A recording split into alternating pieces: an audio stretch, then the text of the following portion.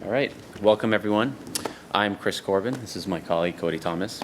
And today we'll be talking to you guys about how to attack with threat intelligence. First things first, a little bit about us. I'm a cybersecurity engineer. I do research and development for an organization called MITRE. For those of you not familiar, MITRE is a federally funded research and development center where we try to tackle subjects or problems that are industry-wide in an effort to bring the level of safety for everyone higher. I've been working with ATT&CKing in some shape, way, or form for the past 5 or so years, pretty much my entire time at MITRE. And most recently, I've been using ATT&CKing to create adversary emulation plans, and that's what we'll be talking about today: how to create these adversary emulation plans, how to use them, and how to effectively become a better red teamer or blue teamer for that matter. I'm Cody Thomas, also working at MITRE with Chris, only for about 2 years though. Before, we've had ATT&CKing focused largely on Windows, so I went ahead and pushed for it to come out into more of Mac and Linux domain. So most of my background is more in red teaming and tool development, and so that you'll see that kind of pop up throughout the presentation as we get kind of hands-on technical details of using this to be more of a red team and active on network. Awesome. So first things first, I wanted to start with what we think the root cause or the problem or root problem really is for a lot of the issues that we're trying to solve. And as you can see above, what we think that is this traditional offensive testing workflow. So any sort of cyber game or maybe a pen test or a red team, blue team, we tend to see way more often than we would hope this sort of traditional workflow where you have red doing their own thing, blue doing their own thing, not a lot of interaction. A lot of times they're butting heads, there's some politics involved, and there's a lot of problems here that we really need to aim to solve in order to take these games to the next level, to have red and blue events become more valuable. So yeah, red will typically come in and after determining scope with the network owner and the objectives, they'll start going through their kill chain, they'll start doing their discovery, then maybe their initial access, trying to get onto the machine, a single machine, and then moving laterally from there, maybe escalating privileges if needed, laying persistence down, and then finally maybe exfiltration or attempt to get to domain admin or something along those lines. At the end, they basically just take everything they did and everything they tried, what worked and what didn't. They'll throw that all into a report and just toss it over the fence. The blue team, on the other hand, if they even know a red team is going on, and usually they may or may not, they're doing their just regular day job. They're collecting, protecting, collecting it off their network. They're trying to protect their network as well, detecting any malicious behavior and triaging any alerts that pop up and whatnot. So when this happens, we end up with some of these traditional outcomes. If we're measuring red's success on how far they were able to penetrate into a network, or basically how far they were able, or how many things they were able to steal, what this does is cause a certain problem in that they're not necessarily testing the blue team, they're testing the network and the blue team's maybe defenses as a whole, instead of maybe providing them slightly better and more focused results or things for them to look out for. They basically, in that report that they write at the end, they'll just they'll put all the techniques and they'll put any IOCs, indicators of compromise, for all the stuff they did. So these are your file hashes, your file names, what IPs and domain names they came from, and their C2 and whatnot. So depending on who's responsible for cleanup, blue team can make sure that none of that's still in their environment. And like I said, if red's measured on how many documents they're able to steal or anything like that, next year they're going to make sure that not next year, but the next time they come in, they really want to make sure that they're able to win again next time. And this is the mentality that I think is really the whole win-lose mentality is something that we're trying to target here. Blue, on the other hand, once they receive that report, they just, they're just doing their daily job and dealing with their daily incident response, and they get this huge, massive report from red that, hey, this is all the ways that you guys failed at your job. Obviously, that's pretty much sucks to hear, and you're not, as a blue teamer, you're not really going to enjoy working with a red teamer, and this is going to start creating a divide. So what would the blue teamer at this case do with the report that was generated? Well, they would go through, see what worked that the red team tried, and try to remediate that stuff. No one has as much time as they want these days, especially in this area. So what they end up doing is just basically creating static detections for the red team's tools and whatnot, things that are very fragile, and things that may stop this red team if they were to do the exact same thing again, but the next time red team comes, that may not stop anything, or let alone a real adversary.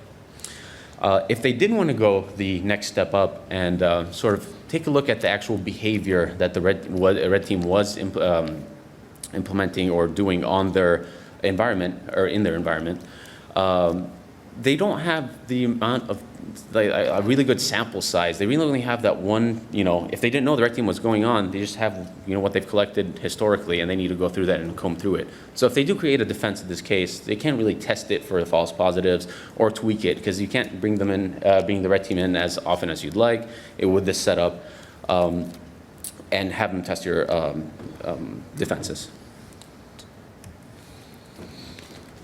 So how does the red team in this case and the blue team progress?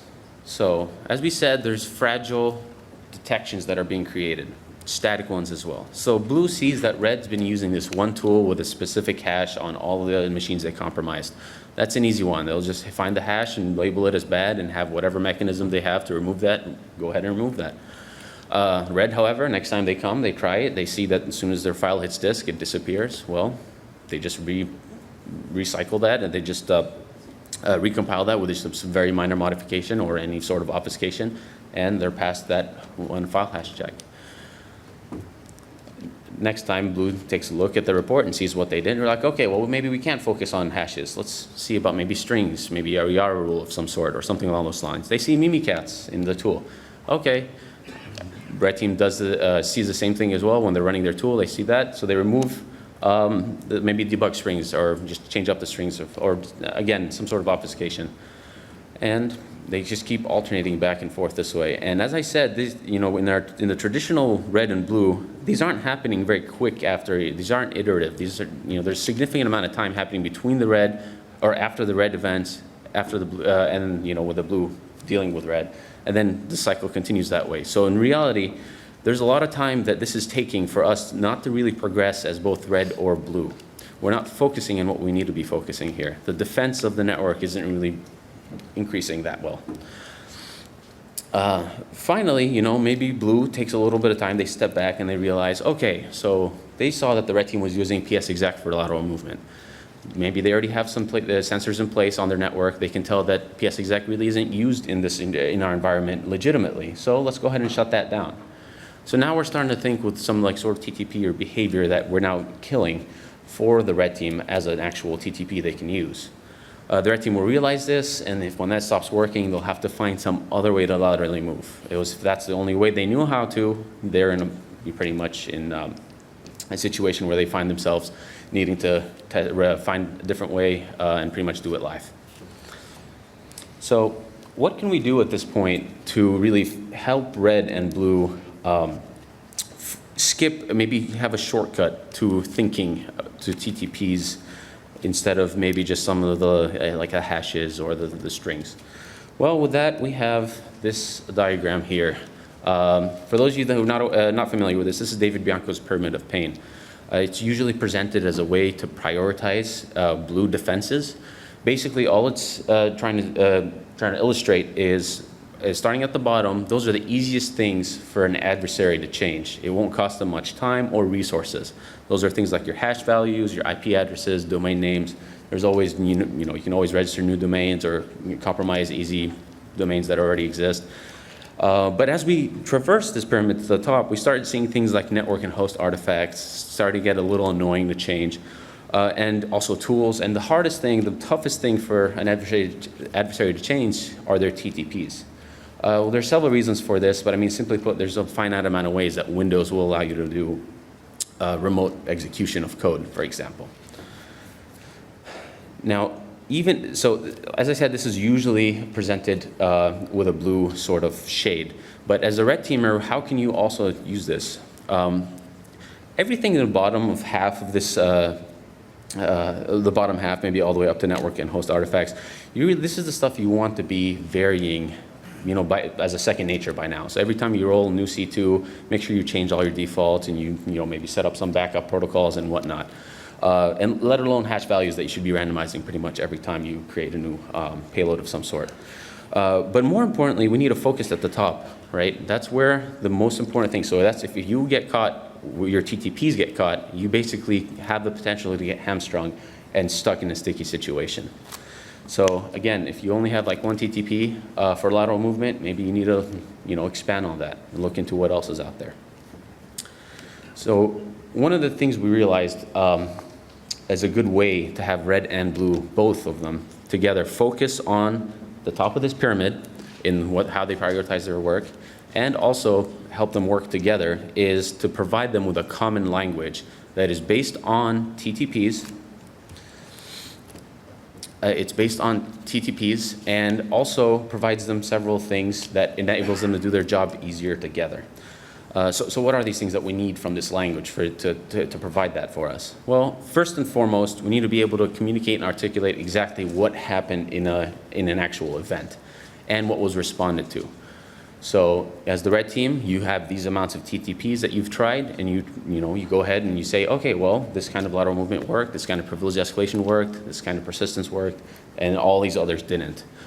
At the same time, the blue team can then focus their work, okay, we see that this TTP for lateral movement has been used, and it's actually a fairly common one, so maybe we should be prioritizing some defenses there. And that sort of helps them move away from the hashes and all that sort of, the easily, I guess, pretty fragile detections that one would automatically go to if they were, in a jam and didn't have enough time to properly step back and take a look at what the problem was. The second thing we need from this common language is we need to be able to have it articulate at a specific enough level that it's repeatable. So what happened has to be repeatable from one event to the next. And in doing so, we're sort of moving away from like the art of this to this more science and repeatable fashion.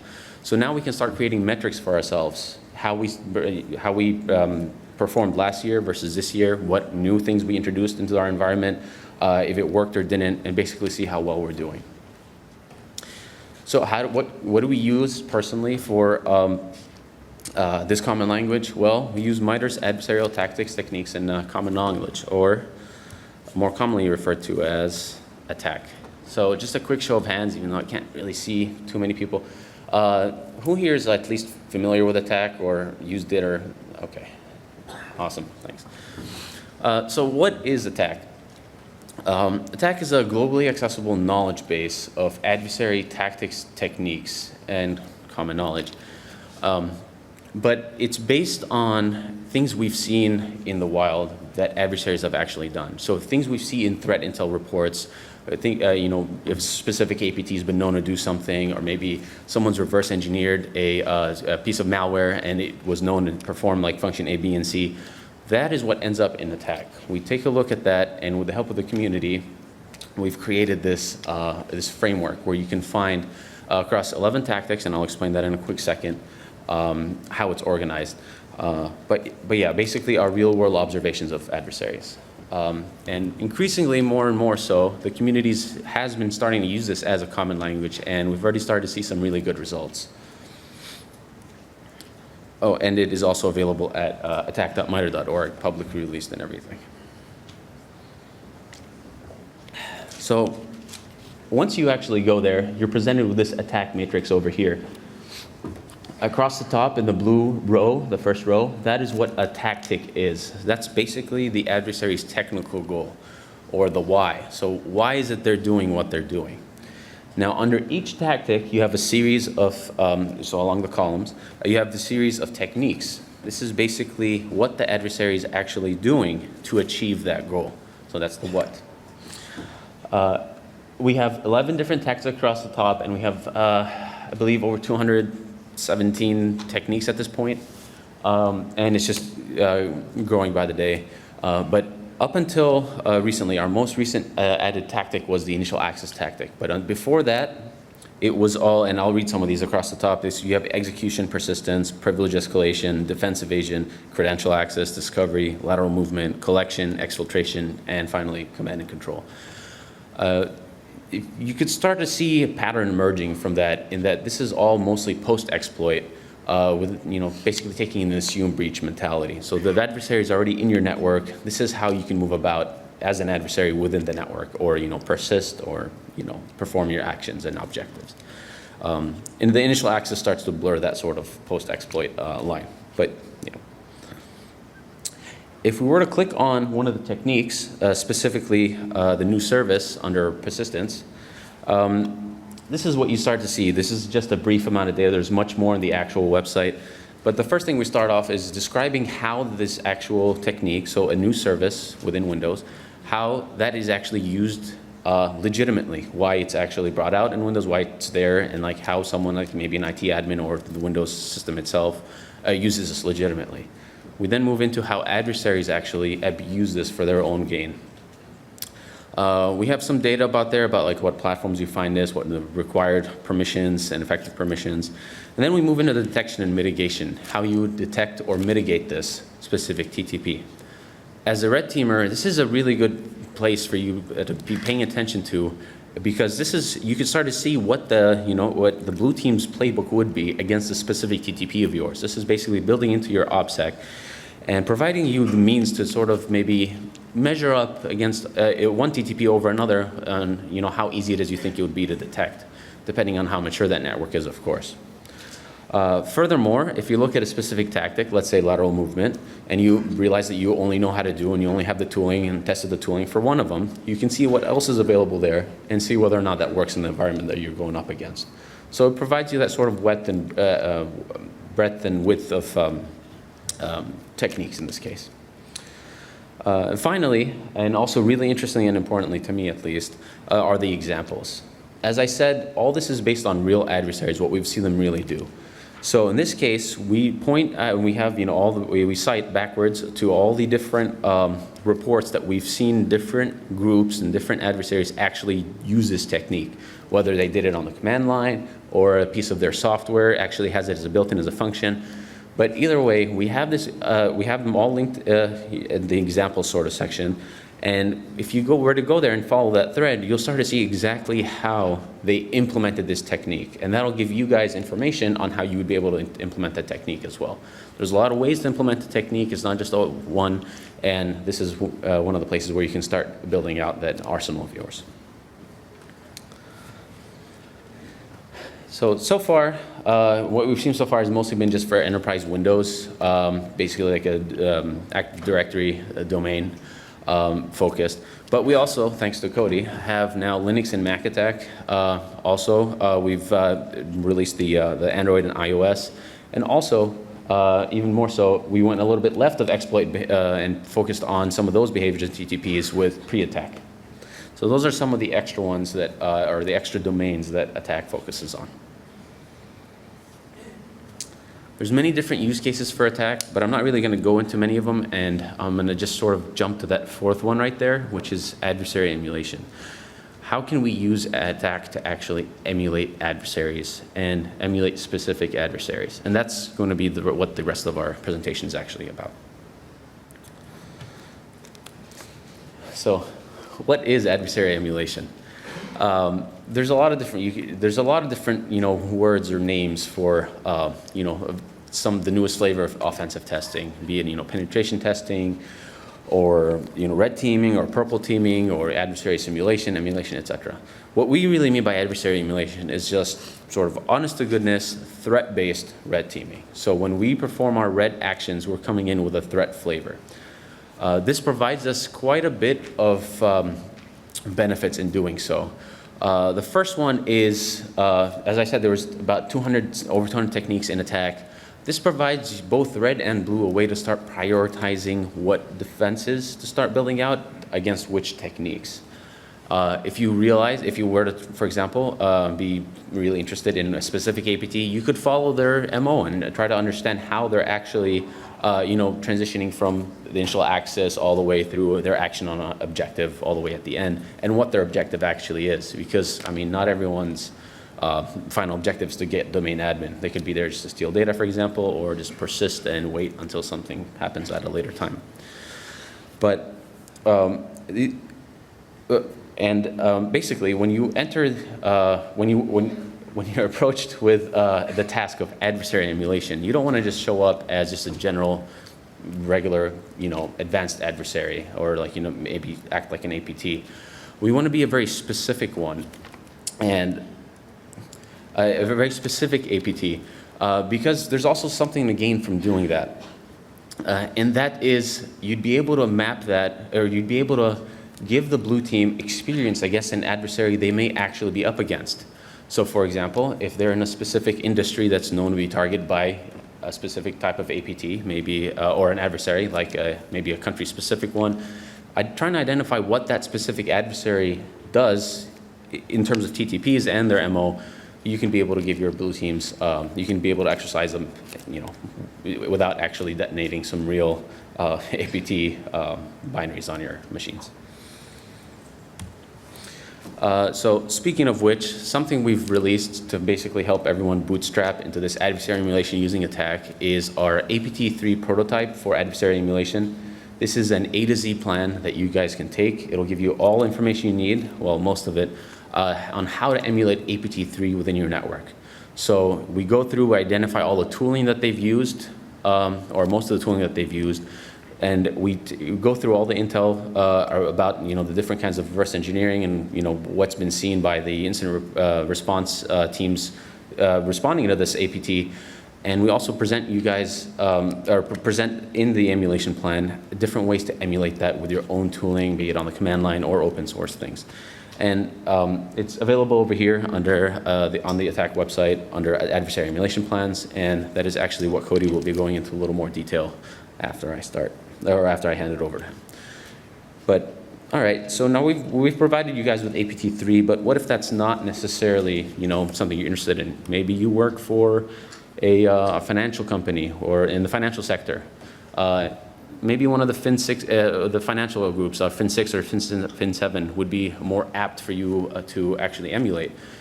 This gives you a better story to be able to actually sell sell basically what your job is. But again, alluding back to being able to exercise the blue team against a potential real threat, and do things as the APT would specifically do.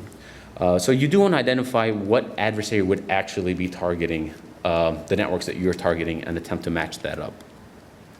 So once you've actually done this, and once you've identified the adversary that you want to emulate, I'm going to hand it over to Cody, and he's going to show you how, through 5 steps, go ahead and emulate that adversary. So Chris has already kind of talked to you about the background of ATT&CK, how we go about approaching this, what is adversary emulation, all that sort of stuff. But I like to kind of ground everything in examples and kind of walk you through it. So for the next rest of this presentation, I'm going to be going through our APT3 emulation plan, how we came about it, what steps you need to consider, how you might do your tooling, and all that sort of stuff. So the first thing, as you go through, say you want to emulate APT3. So now you need to kind of go out and get the threat intel on that adversary. It's a little bit hard based off of just kind of the threat landscape that's out there right now. So there's a couple things that you have to consider as you go about doing this. So for example, if you want to look for APT3, you can Google for APT3 or look at your paid threat intel feeds or anything like that, but you can't just stop there. So there's kind of a hot topic in the threat intel community right now about aliases for different adversaries and groups and operations and all this sort of stuff. So you have to keep that in mind as you go through and do your research into the specific adversaries, because one adversary may be known by 15 different aliases across different companies that are reporting on it. Additionally, as you go through and see that, okay, you're looking at APT3, but APT3 uses plugx and PRP and PSExec and all these different tools, you need to continue doing research into those tools themselves to kind of get the most bang for your buck out of what the adversary is doing. And of course, with the associated campaigns, not only are adversaries tied to specific instances, specific events, but sometimes they're broadened out into these larger campaigns describing how they're operating. So I'll go ahead and give an example of this. But one thing to keep in mind as you start Googling around and looking for information is when these reports are released. So people have been putting out reports on adversaries for years and years now. As you go through and you start pulling this threat intel information to kind of build your profile for the adversary, you need to think about when the report was released. Just like us, adversaries change their tactics over time. So if all of your reports are 7 years ago and you're trying to emulate the adversary now, kind of keep that in mind and try and think of how things may have changed over time. So if we start actually looking at some threat reports, you'll see here is a simple one from Symantec.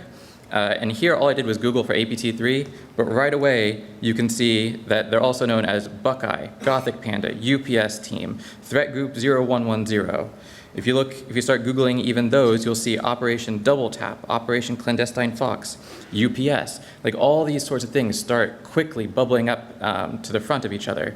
So even as you keep going, you'll see sometimes, here's an example where APT3 Gothic Panda we already saw, but they're also referring to this group as P.E.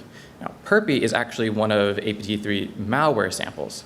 So there's already some conflating going on between what the group is doing and what the tools can do. So this is just something you have to kind of keep in mind and really research as you go through looking at these reports. So once you get all these reports, you start Googling, you follow the name, Google this other term, you get all this stuff together. Now what? What are you supposed to do from there?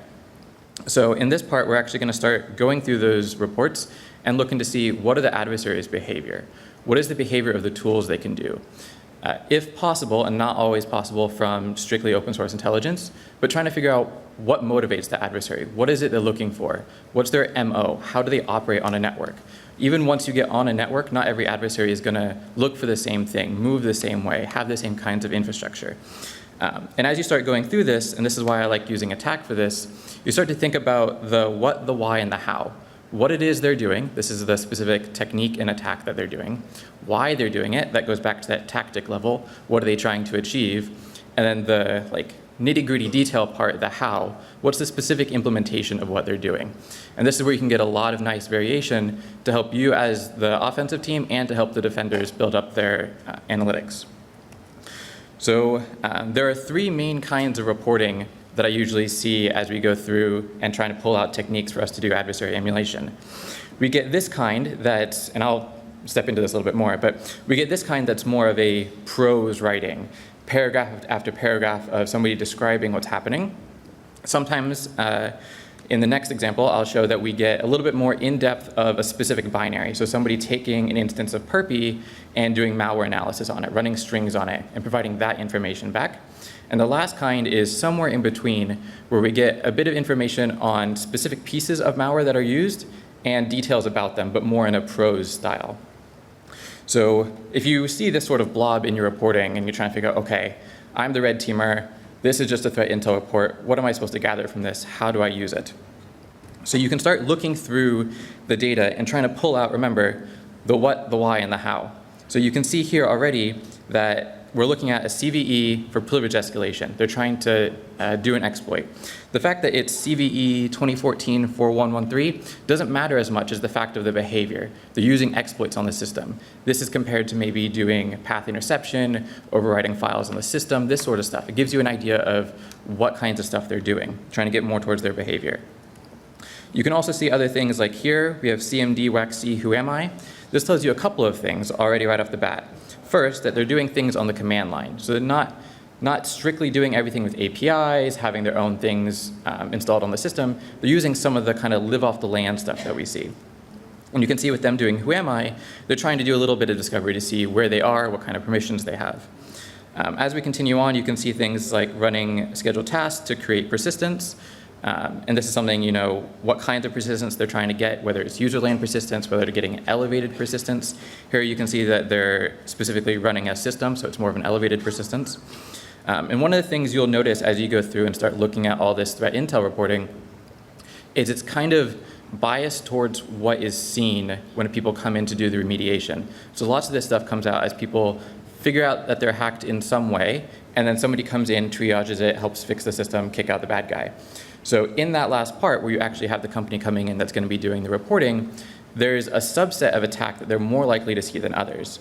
And part of this being like C2 channels, persistence mechanisms, that sort of stuff, rather than maybe what a user is sitting doing on command line in volatile memory that, depending on when the incident response team comes in, may be long gone. So because of this, you'll start to see things talking about C2 channels way, way more often than others. And here we can see an example of just raw connections out to specific ports that aren't very common. And specifically, this one goes more in depth into, okay, you have this connection, what are they sending? Are they sending strings? Is it just another protocol over this random port? Here, they're actually defining their own custom command and control protocol. So it kind of gives you an idea of the kind of stuff that you're going to have to do if you want to emulate this adversary. You can't just simply run PowerShell with RESTful APIs and going to look like this adversary. You have to think a little bit more about it. So the second example I was talking about is you get a little bit more in-depth detail into a specific instance of binaries. Here we see somebody went through and did a presentation specifically on H.O.P.E, and in one of the copies they found, they dumped the strings and found a whole bunch of awesome command lines that people had been running from the binary. And so we can see here already that, for example, they're doing permission groups discovery by trying to see who's admin where. And one interesting thing to note about this part is you can already see that there's some redundancy. Looking at the local group administrator / domain and the net group domain admin / domain is going to give you a lot of the same information because both of those are kind of looking for the elevated admins across the domain. So adversaries themselves building in this kind of redundancy should give you a clue that even us as red teamers trying to do this sort of adversary emulation, having that in the back of your mind is a good idea.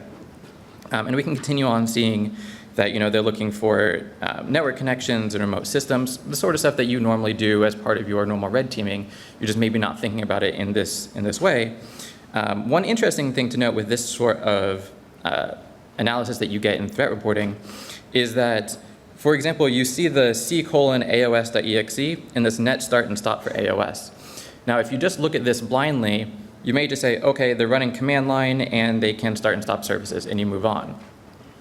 But if you start thinking more into this, what is AOS? Is this an actual Windows service that could exist? Is this something they created? Normally, binaries don't just exist at c:/. They're in subdirectories. So what's the purpose of putting a binary right there up at the front? You see this more often in things like path interception, where there's an unquoted service path that they're trying to interrupt. So that could be an example here of having to dig a little bit deeper into this kind of non-prose style just dump of data about a binary. And then, of course, you have more of your common discovering processes, file deletions, that sort of stuff that you see more in advanced adversaries trying to clean up from themselves, doing more discovery, trying to get better awareness of the system. And so the last kind of threat intel report that I was talking about is somewhere in between the two. So it's not just a straight up blob of text talking about things, but it's more than just one specific binary. So here they're breaking out 3 different tools that they've seen: a keylogger, a remote CMD tool, and a PWDump variant. And with these, sometimes you get some of your standard, your keylogger records keystrokes, go figure. So obviously input capture. Then you get some sort of additional sneak peeks into things like, oh, okay, not only is it recording keystrokes, they're not saving them into memory, they're dumping them out into encrypted files. So this kind of gives you an idea of other things that you might think about the system. If you're going through and doing normal red teaming type things, especially these days, you tend to be more hesitant to touch disk at all. Anything you can do in memory is fine. But as you go through, you see adversaries still doing things where they touch disk. So try and keep that kind of risk profile in your mind as you go through doing this sort of emulation. And then, of course, another oddity here is a keylogger that gathers network information. Not something you see very often, but it's an interesting thing to note that these tools aren't just one-off sole purposes. Sometimes they're a little bit multifaceted. Another example here, and this goes into the kind of follow the leads type of thing that you have to do as you go into research for these sorts of things, is this remote CMD tool. As they describe it in terms of another tool. So they say, oh, this is similar to PS.exec. And then they don't go much beyond that. So now you have to go and think, okay, what is PS.exec? What is that doing? How does it work? And so if you dig into that a little bit more, you'll see that it's specifically mounting Windows admin shares, copying files over, starting services to do some lateral movement. So you have to kind of keep that sort of stuff in mind and dig into these a little bit more. And then, of course, everybody loves dumping credentials. And here we see this PWDump that's doing get hash. But one interesting thing to note about this is instead of doing maybe get hashes by looking at the system and SAM files on disk, this one's specifically injecting into LSASS. So this might be something that you'd see more commonly with things like Mimikatz. So it's just something to keep in mind as you go through looking at doing emulation, how these things are happening. Yep. So what Cody's been doing here, actually, as you guys can see when he maps these back, he's mapping everything he's found back to attack. Each one of these IDs here, which is the T followed by the 4 numbers, that's a specific attack technique, and that's the attack ID specifically T, like 1055 being process injection.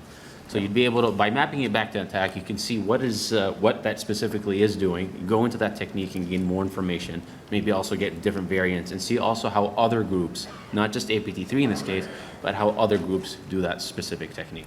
Yep, and this is one way that you can do that sort of red-blue collaboration. If everybody's speaking in the same T number, the same technique style, then it's a little bit easier to talk to each other than if red is talking about Mimikatz command lines and blue is talking about, access codes for process accesses. So it helps you kind of bridge this gap between talking. So that's now talking about, we've covered, finding the intel, looking at it to see what kind of behaviors are there, but there's still one extra piece as part of this step, looking into the adversary MO. Now, this is one of the hardest pieces, depending on how active the adversary is, how much reporting there is on them, and even the kinds of reporting, you may not be able to get this. So it all just depends on what's out there, but when you do start looking through these reports, there are sections in there that aren't specifically tied to what this tool can do, what hex values are in this string, that sort of stuff. And so you have to kind of read between the lines and start picking out more of a why for the group instead of a specific tool. So here's an example pulled from Symantec talking about Buckeye, which is another alias for APT3. But the interesting part here is they say, Buckeye seems to target file and print servers, which makes it likely that the group is looking to steal documents. So that already gives you some idea of, okay, once I get into the network, I'm not looking for domain admin. I'm not looking, to get this specific user's account to troll them. I specifically want to find areas in the network that have high concentrations of documents so that I can steal them. Gives you some more of a rationale of why you're even attacking this network in the first place. If we keep looking at other things, you'll see here one from FireEye where it talks about them being extremely proficient at lateral movement and not reusing command and control infrastructure. So this gives you more of an idea as you go through, okay, not only are they looking for all these kinds of documents in the network, but they're actually moving onto these other boxes, maybe to collect them, maybe to have better awareness and spread throughout the network, but they're definitely spreading out quickly and they do it very well. So it gives you some rationale for once you get in the network, how you're going to propagate. Additionally, with the comment about the command and control infrastructure, if you go through, you'll see some adversaries that will get onto a network, maybe be super fast and noisy, drop some commodity malware or something that's out there, and then if they determine that it's a useful target, drop in a second type of malware that's more stealthy, more custom made, and attempt to have that one kind of lay low and slow longer term. So the point here about not reusing command and control is interesting to note that if you're going to go through doing that, maybe using different tool sets, don't reuse the command and control infrastructure. Keep those as separate as possible. And finally, here's another one where it's talking about the actual initial access part that they used. Specifically, the self-extracting RAR archive was created 5 to 6 months before the attack. So this gives you some idea that as they go through and they're preparing to spearfish the way into an environment or do watering hole attacks or whatnot, they're creating these payloads months and months in advance. They're rehearsing this type of thing. They're looking into how it works. Once they get it working, keeping that safe and maybe swapping out the payloads inside of it, but not really changing up their tactics that much, right? They're still doing the same sort of thing, but they have a lot of preparation leading up to this. So taking these sorts of things together, you can create what we have as an emulation plan. Now, this is definitely the hardest part of the puzzle because it's way less straightforward. The data may not even be out there, but you just kind of have to try and think about it. And that goes back to the MO pieces that we were just talking about. No plan will be perfect. It's okay. You can approximate where needed. And remember, as you go through and you're doing this sort of adversary emulation, your goal isn't to be an exact replica of a prior incident that happened. You're trying to provide some sort of variation and behave like the adversary. Right? The adversary isn't going to do the exact same thing twice over and over again because as it is, defenders are already looking at file hashes. So right there already doing the same thing over and over again isn't going to help you. So it's okay to have this sort of variation. And if you can see here, we have the 3 phases for our emulation plan that kind of corresponds to the 3 types of reports I just mentioned. So you have that first phase where you're looking at long-term, setting up your infrastructure, getting your payloads ready, thinking about that, setting up multiple kinds of infrastructure, that first phase. Then moving into the second phase once you get on the network and quickly moving around. Laterally moving to a bunch of different hosts, calling back to your different infrastructures, finding all the things that you think are useful, all these different file aggregation spots. And then you move into that final spot of, okay, now that you've found what you're looking for, now what? So going through, collecting the data, staging it, exfiltrating it out, right? Remember, this was your goal in emulating this adversary on the network, not just to, oh, look, I'm on 15 boxes. So what? What's the impact? What are you trying to do? That's something you have to try and keep in mind as you go about doing this. So now that you have some sort of idea of what the adversary is capable of doing, some general approach to how you want to do this, now you need some way of doing it. You're not going to go through and drop, P.E on the system. You want to be able to do this in a safer way. So this part, step 3, is going through to look at what kind of tools you need to do this. And as part of this, you may have your own tool set, purchasing tools that are out there, maybe open source ones that are there that you can use, and thinking about how do they operate? Can you extend them? Do you need to modify them? Do you need to write your own? And specifically, trying to look at these behaviors. So we keep talking about behaviors a lot. So I wanted to give a couple examples of what we mean whenever we talk about emulating these sorts of TTPs, because that's kind of a higher level, broad, abstract term. I like examples. So we already talked about a couple of these that we saw in the threat reports already. For example, if the adversary is using ps_exec for lateral movement, well, what are other ways that you can do that manually? So if you use netuse to mount the drive, copy the file over, use SC to create the services remotely, have more of this manual aspect to it, you're still doing the same attack technique. You're just changing up that how a little bit, giving a little bit more variation, but the behavior is still the same. Similarly, if the adversary is running who am I for discovery of once they get on a box, what kind of permissions do they have, where are they, that sort of thing. What if you go ahead and instead use environment variables, user domain and username? That's still a lot of the same information, the same style of doing things, but now you've tweaked things a little bit to trip up the defenders, right? Remember, you're still trying to achieve the same sort of goals, do the same style of things, but the variations are what matters here. And so as you go through doing this, just keep in mind, what it is you're trying to do and why it is you're trying to do it. The attack tactic and techniques. The variations really come into play with the how, the procedures, how it is you're implementing doing this. And so as you go through and you start looking at these, looking at your tool sets, you're going to define what it is you use.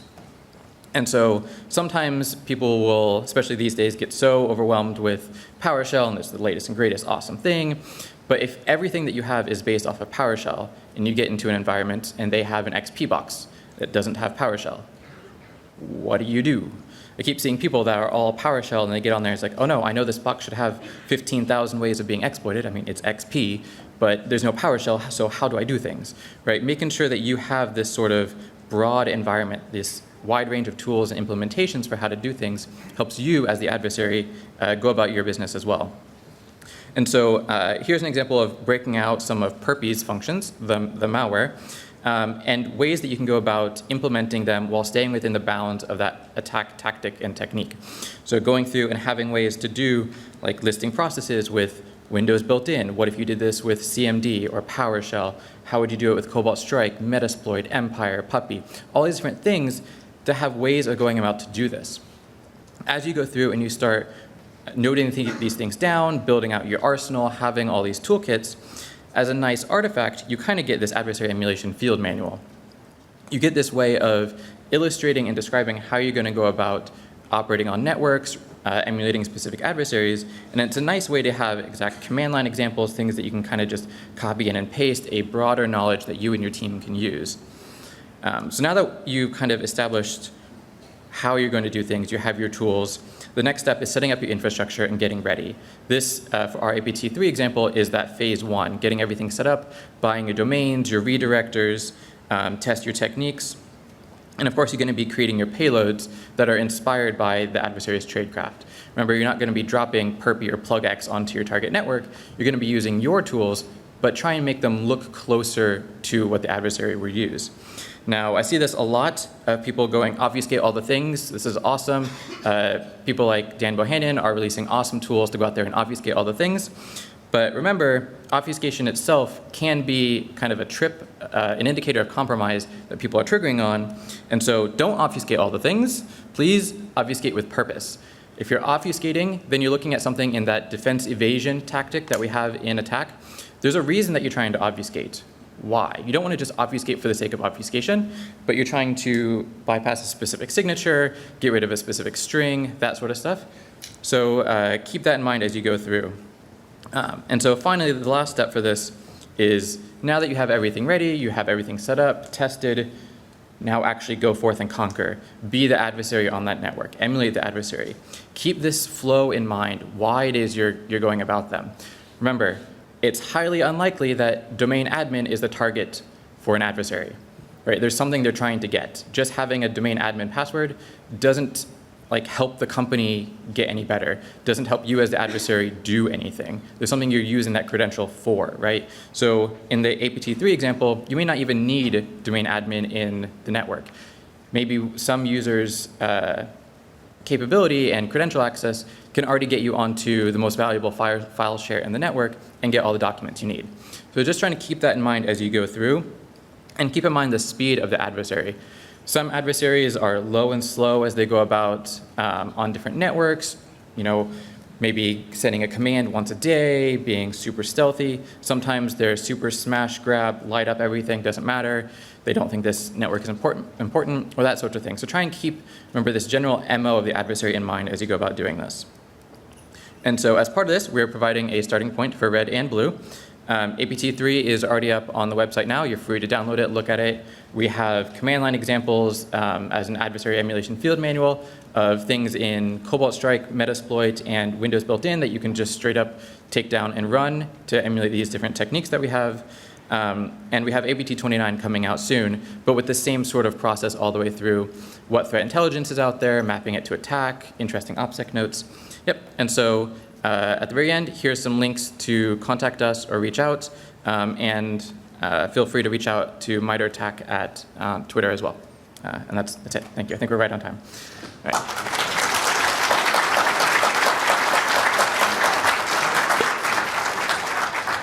And I don't know if we have time for questions, but we'll be around for the rest of the conference. We also have stickers for those who want them, so Yes. come find us. We'll be in the obvious attack shirts. Yeah. Please take our stickers. Thank you. All right. Thank you.